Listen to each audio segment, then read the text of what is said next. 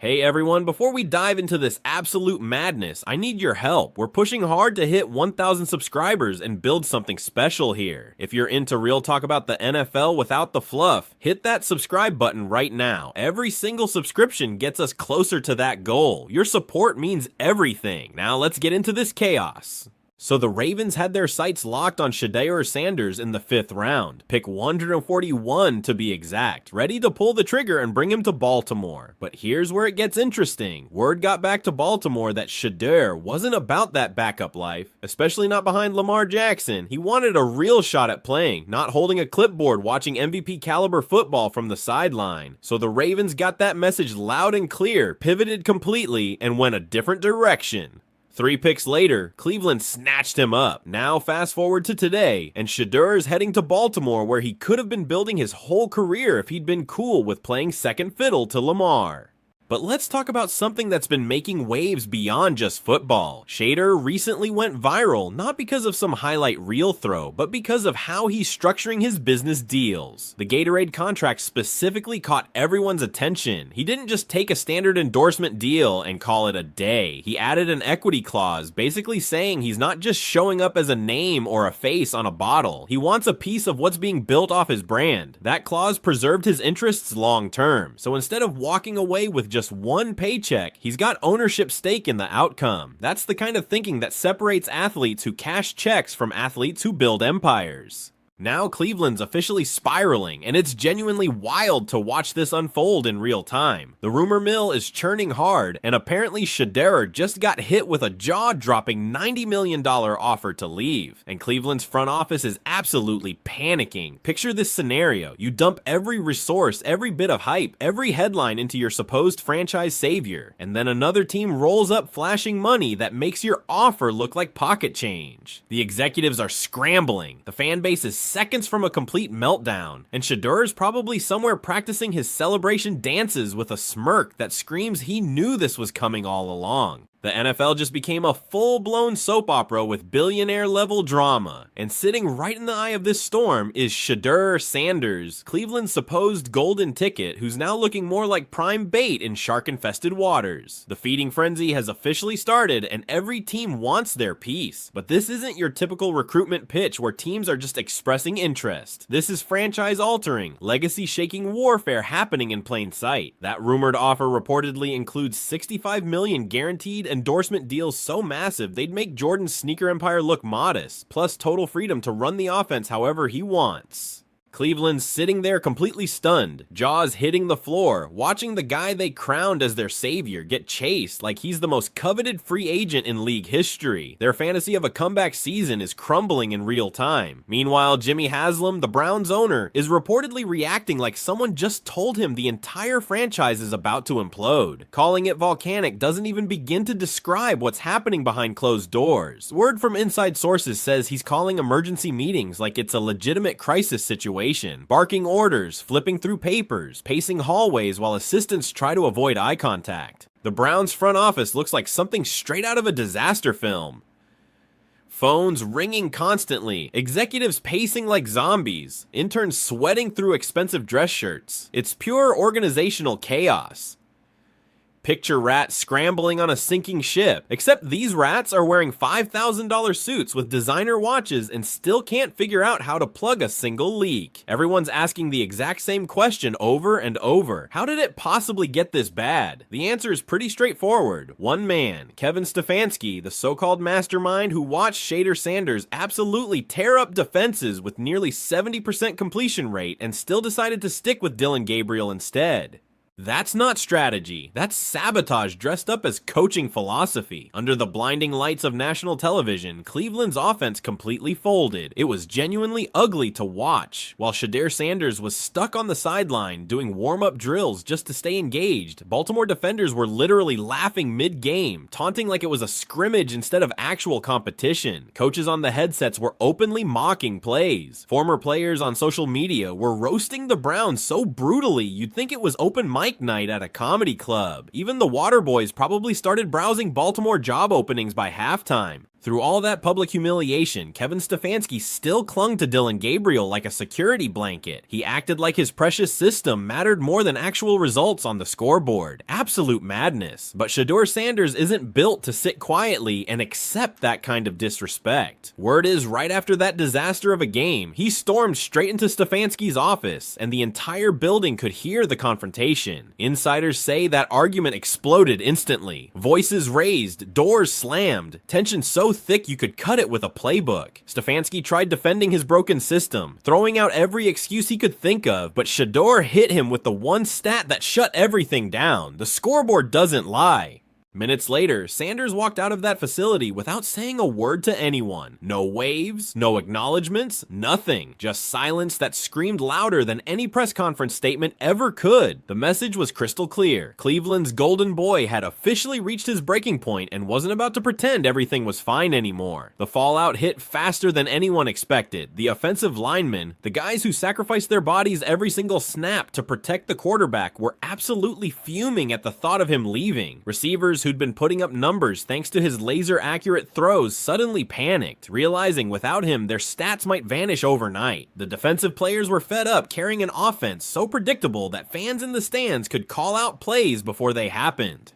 Tension exploded throughout the locker room, helmets flying, profanity echoing off walls, tempers boiling over completely. One veteran reportedly dropped a statement so cold it froze everyone in place. If Shedeur leaves, they might as well bulldoze this stadium and turn it into a parking lot. That's how fractured things became. Unity gone, morale buried 6 feet under, loyalty hanging by the thinnest thread imaginable. Cleveland wasn't functioning as a football team anymore. It transformed into a reality show with players picking sides, like it was some season finale cliffhanger.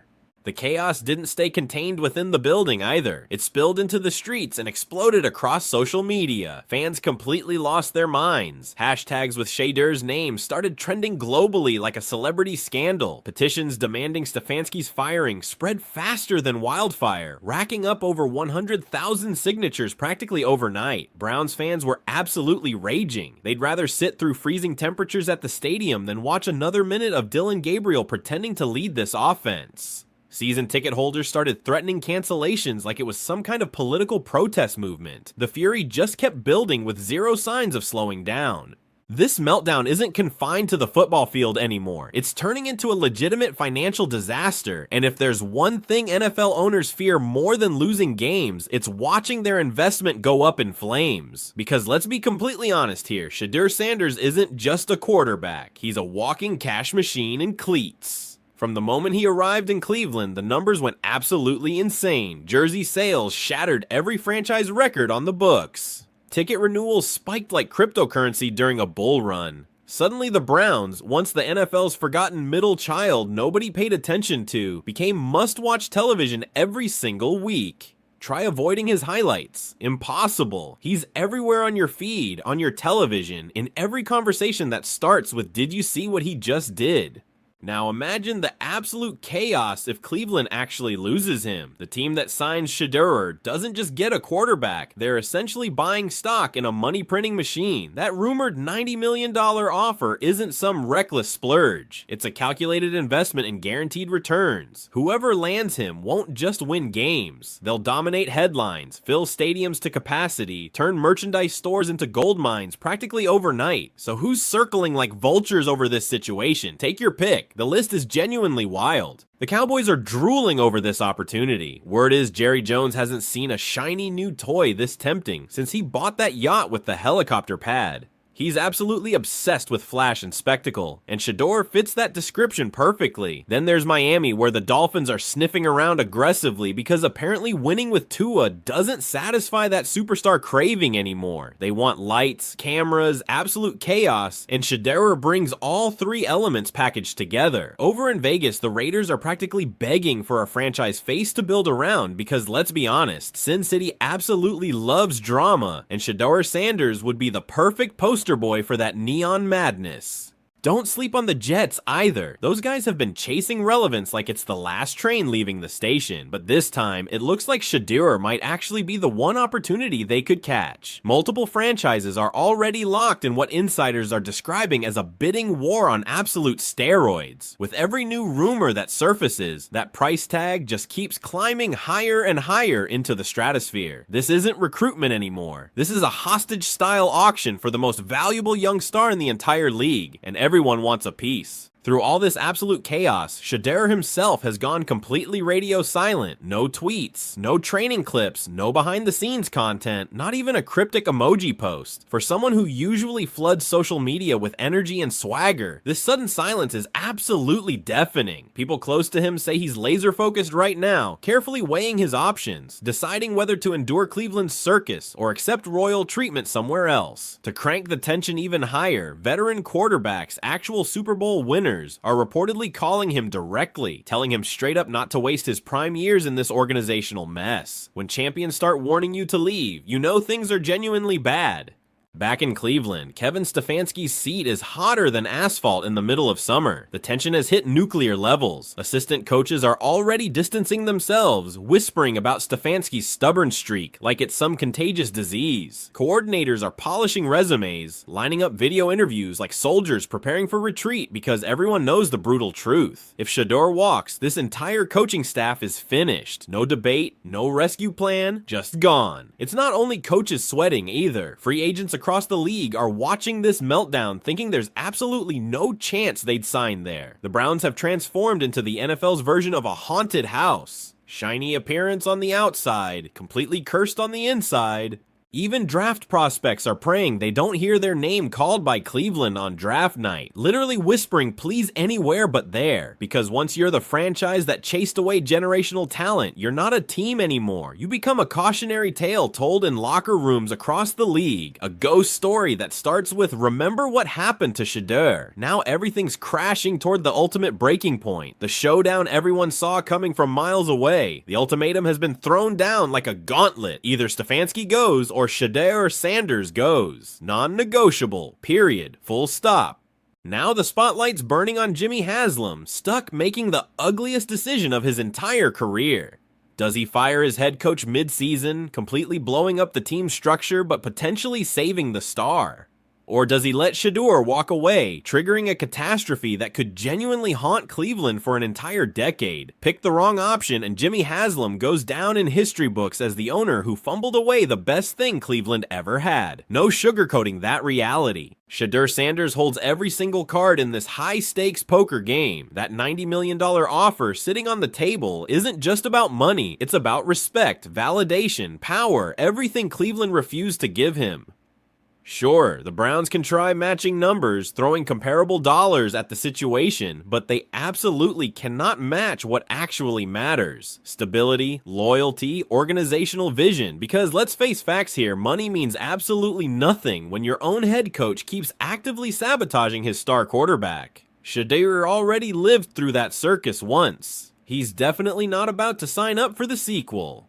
The entire league is locked in right now, watching every single move like it's the Super Bowl of front office politics. Because this situation transcends Cleveland at this point. This is about control, about power dynamics, about whether a player with elite talent, massive influence, and sharp business sense can flip the script and force organizational change when a franchise absolutely refuses to do right by him. Don't get it twisted either. Other superstars across the league are paying extremely close attention to how this plays out. If Shedeur wins this standoff, it fundamentally changes everything. It rewrites the entire power dynamic throughout professional football. Players will realize they don't just have to play the game by old rules. They can actually own it and dictate terms. If the Browns completely blow this situation, they don't just lose Shedeur Sanders. They lose their relevance entirely, tumbling straight back into that dark pit of NFL irrelevance they've been stuck in for literal decades. The line in the sand couldn't possibly be clearer at this point. Stefanski or Sanders. No more excuses, no more timeouts, no more delays. Jimmy Haslam has to choose between a stubborn coach who apparently can't tell the difference between a Ferrari and a lawnmower, or the quarterback who just saved his franchise financially financially, culturally, and competitively. One choice screams vision and future success. The other choice screams absolute catastrophic failure. There's zero middle ground left to hide behind. The funniest part of all this is watching the Browns scramble desperately to act like this was somehow all part of some master plan. Please. This is the exact same franchise that collects quarterbacks like kids collect trading cards, grabbing first rounders, second rounders, undrafted free agents, just hoping one eventually turns out to be that ultra rare find. Let's be completely honest, if you can throw a decent spiral and breathe at the same time, odds are you'll eventually take a spin on Cleveland's never-ending quarterback carousel. Now the Browns are essentially on their knees, begging like it's the final scene of a romantic breakup movie. Please don't leave us. We'll even give you the owner's parking spot and whatever else you want. Meanwhile, Shedeur Sanders is probably stretched out somewhere relaxing, designer shades on, sipping something expensive, casually scrolling through his phone with that knowing grin. 90 million, cute. He's checking who's calling. Dallas, Miami, Vegas. He's not just hearing offers at this point, he's hearing actual promises about his future. The NFL operates on business first, loyalty second, and Shedeur Sanders knows exactly what he's worth in this market. He sells out stadiums like a rock star on tour, moves jerseys by the literal truckload, turns every broadcast segment into his personal highlight reel. Meanwhile, Cleveland specializes in heartbreak, tailgate parties, and lifelong disappointment disguised as tradition. The Browns acting like this represents some kind of betrayal is genuinely hilarious. Please, betrayal is literally their brand identity. This is the same franchise that completely ditched its own fans during the 90s, when the entire organization packed up and moved to Baltimore overnight without warning. They crowned Baker Mayfield as their savior one season, then trashed him like yesterday's garbage the very next year. Then they went absolutely all in on Deshaun Watson, handing him a fully guaranteed contract worth more than some country's entire GDP, then stood there completely shocked when it didn't magically fix a single organizational problem. Now they've got the nerve to act surprised because Shedeur Sanders might want to play somewhere the sun actually shines more than twice per year. Spare us the manufactured drama. Here's the kicker, and yes, pun absolutely intended, that $90 million offer everyone's screaming about isn't even wild by today's quarterback market standards. If anything, it's starting to look like a bargain basement deal for a genuine generational superstar. You cannot buy swagger, elite leadership ability, and highlight real plays at discount prices. But apparently Cleveland's still trying to coupon clip their way to championship success. Here's where it gets absolutely brutal though. The fans represent the real victims in this three-ring circus. They've endured literal decades of heartbreak, false hope, shattered dreams. Now they're watching the one legitimate bright light of their future get actively pushed out the door. Browns fans are living in complete denial right now, desperately holding on to slogans, faded memories, tired excuses while their golden ticket is halfway out the building already. Some folks are swearing up and down this is all just wild speculation and rumors, while others cling tight to the fantasy that Shedeur Sanders genuinely loves Cleveland like it's some magical hometown. But let's keep it absolutely real here. He doesn't love Cleveland. Nobody outside Ohio genuinely loves Cleveland. Even half the people actually from there pack up for Florida the absolute first chance they get. Meanwhile, Browns fans are flooding social media platforms with increasingly desperate posts, tweeting stuff like he's one of us, he'd never abandon the dog pound. Sorry, but 90 million reasons say completely otherwise. Loyalty sounds great in theory until another franchise starts flashing checks that look like actual phone numbers. Now just imagine the absolute chaos if Shedeur actually walks away from this situation. The Browns front office would flip into full damage control PR spin mode faster than you can possibly say rebuild. They'd release the usual corporate statement about moving in a new direction. Translation, he dumped us, but we'll pretend we dumped him first to save face. Then they'd immediately hit the panic button, drafting yet another franchise quarterback, hyping him up as the next savior, and literally rerunning the exact same sad movie we've all seen a dozen times before. Fast forward 3 years and that same ending plays out again. Fourth quarter collapse, another broken promise, rinse and repeat. Let's be honest here, do you genuinely think Deion Sanders is about to let his son waste his absolute prime years rotting away in Cleveland when Miami and Dallas are dangling palm trees, media spotlight, and blank checks directly in front of him? Not a chance in this universe.